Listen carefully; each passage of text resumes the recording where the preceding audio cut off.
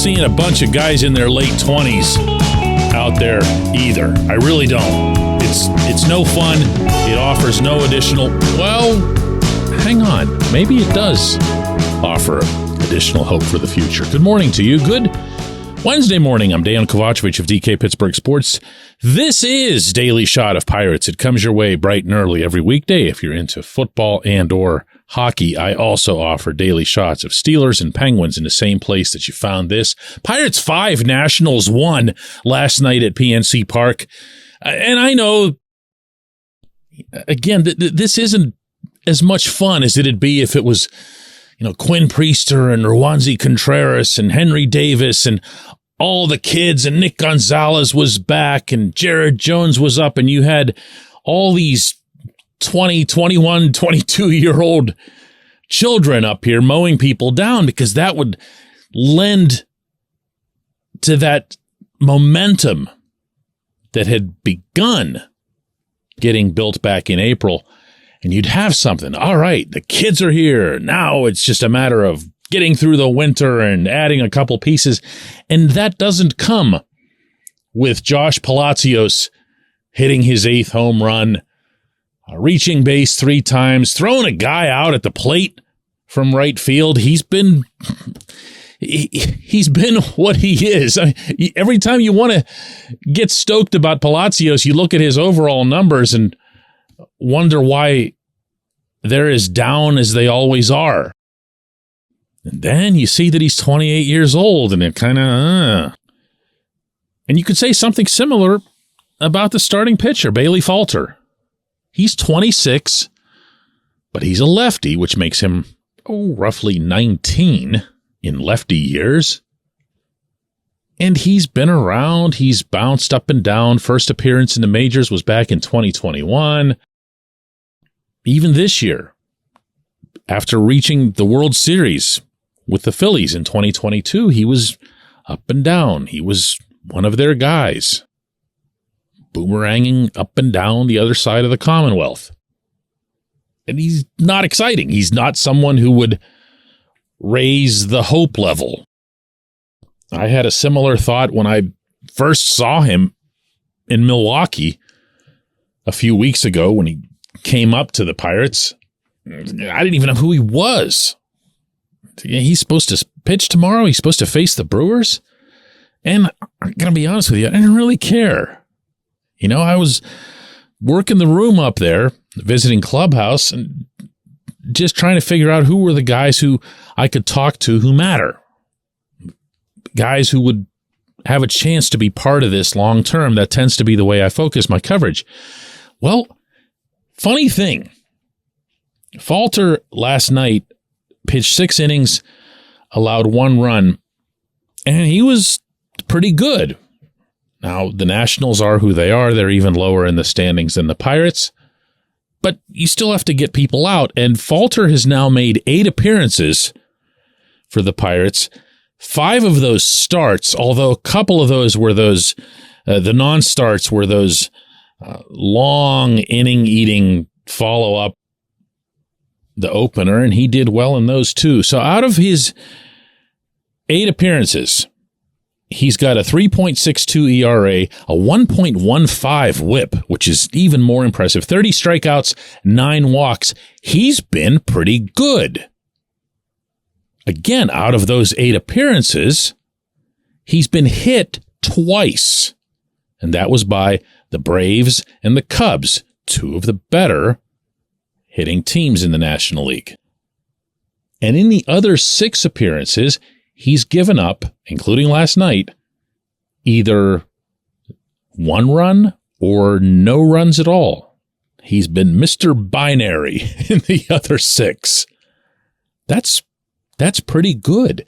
And the ability that he has, the ease with which he shows that he has that ability to go from starter to reliever to long guy to whatever, that's been on display too. And that comes with its own value. He discussed this last night after the game. Not really, no. I mean, kind of used to it by now. I feel like it's kind of been pretty much my whole entire career ever since I've been up here in 21, just up, down, bullpen, starting. I mean, you've been doing it for a while, so you kind of just adapt to it. And you can kind of hear, even from that brief answer, the intonation there. This is an intelligent guy. This isn't some meathead who comes up and just can throw whatever a zillion miles an hour. Those guys exist too. And of course, they have value too. This is someone who thinks about what he does. I did get to know him a little bit since that initial experience in Milwaukee, and I came away impressed each time. More important than that, when you see him on the mound, he's got this, he kind of drives me nuts a little bit because he reminds me of somebody, some lefty who threw over the top the way he does. Like his whole body angles off to his right, and the arm just comes almost completely over the top, which is really, really weird for a lefty. But I can't place it. I'm not playing a game with you here. I don't have the name in mind. If you can think of a lefty who threw like that, let me know, because there's somebody that's just leaping out at me, and it might even been from the distant past, but who just brings it from that side, but overhead. And maybe that helps him too. Maybe that's part of what's been effective for him. Whatever the case, and I'm not pumping his tires or making this out to be anything bigger than what it is. I hope I've set the context in the opening. He's 26 and he's dirt cheap, and you can hold his rights for the next 4 years. You don't have to sweat anything.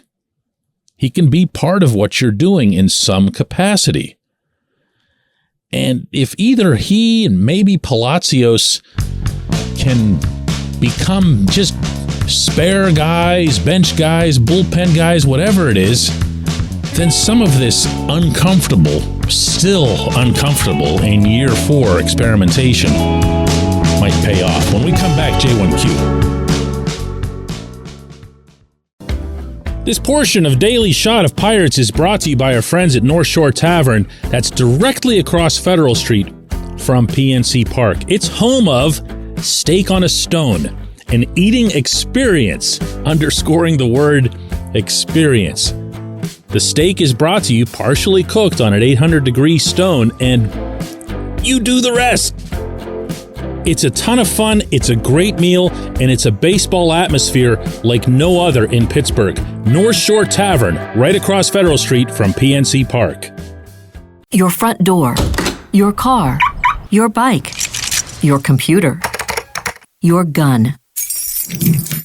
Safety is a habit. Every day you lock and secure your home and everything you want to keep safe. Gun safety and responsible storage are no different, and the best way to help prevent accidents, misuse, and theft. If you have a firearm, own it, respect it, and secure it. Visit ProjectChildSafe.org. Brought to you by the National Shooting Sports Foundation and the Bureau of Justice Assistance.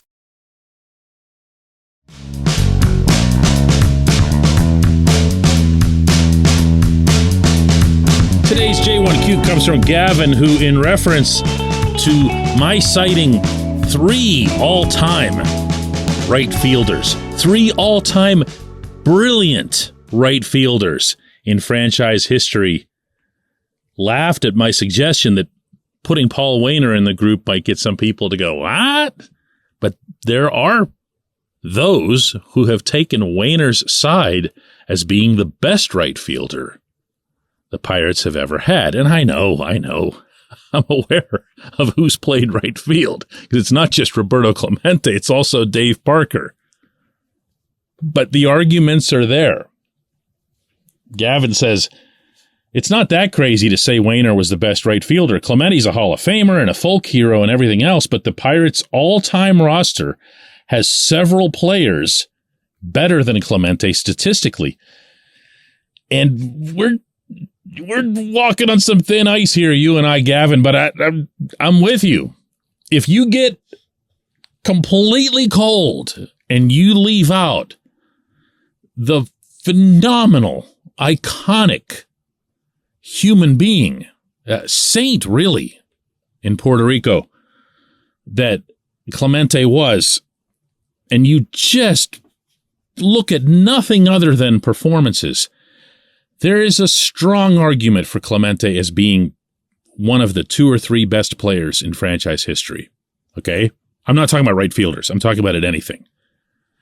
In part because in addition to all the numbers, he had the longevity. He also had World Series MVP in 1971 at age 38. He had a National League MVP in 1966. He was part of another World Series winner and really good in that one too in 1960 as a much younger player. And, you know, he's Clemente, 3,000 hits on his last at bat. That's beyond my ability to attach adjectives to it, okay? Wayner also had 3,000 hits. Wayner had a lot of other things going for him, but one of the things that worked against him was that he arrived right after the Pirates' 1925 championship, so he didn't have his opportunity to be part of some great lineup or great series that might have further bolstered his status. But when you're talking about overall Pirates, you're talking about Mount Rushmore kind of arguments. Put it this way, my all-time Pittsburgh baseball Mount Rushmore would be Clemente, Willie Stargell, Hannes Wagner, and Josh Gibson. I don't have any way of keeping Gibson out because he was participating in the Negro Leagues. There's no one anywhere who knows anything about baseball history, and particularly Negro League history, Homestead Grays, Pittsburgh Crawfords history, who would leave Gibson off. If Gibson had been a Pirate, if society were different back then, Gibson would have been one of the greatest Pirates of all time. And Wagner is nothing less than the greatest Pirate of all time. One of the 5 original Hall of Fame inductees in 1936.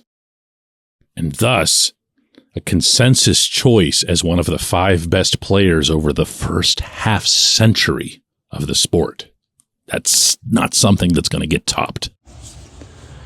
But where this gets sticky for me is I've had a stock answer for a long time about my Mount Rushmore for all of Pittsburgh sports, meaning Steelers, Penguins, Pirates.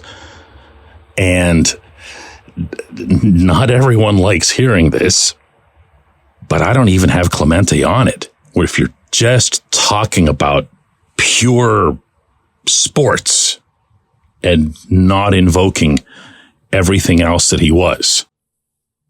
I've got Wagner on there as the Pirates' only representative. I've got Mean Joe Green on there as the Steelers' only representative. It is to the Steelers' infinite credit that they had all the great teams that they did without having someone who is reasonably considered to be among the top 10, maybe even top 20 NFL players of all time.